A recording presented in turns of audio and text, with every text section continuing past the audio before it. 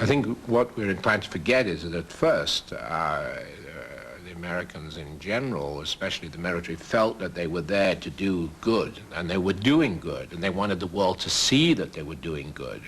It was called winning the hearts and minds of the Vietnamese.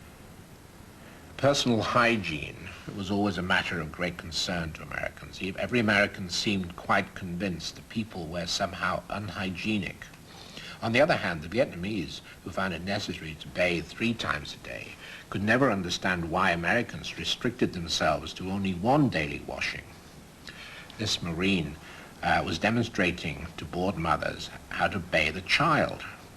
One mother realized the Marine was using her vegetable dish to stand the boy in, and to the embarrassment of the other Marines, grabbed the dish and strode off, cursing such disregard for the basics of cleanliness. The U.S. would, in order to try and promote civil development, would get these training programs, and you would sometimes see a big American sergeant coming in, a big beefy guy that weighed 250 pounds, and these 3 Vietnamese guys, each of which who weighed about maybe 105 pounds.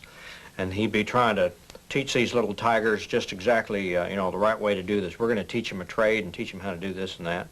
And of course, as soon as the press would like turn around and walk away from the event, everybody would go back to kind of doing what they were doing before it had even happened. None of it made sense to me, really. And I must say that when I got there, the very first impressions I had were, I would say, pretty disillusioning.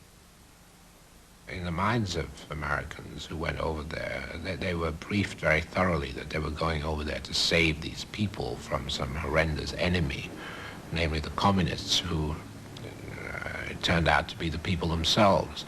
They were totally convinced that their value structure was dominant and the important one and the correct one, and that the rest of the worlds were savages, dinks and slopes.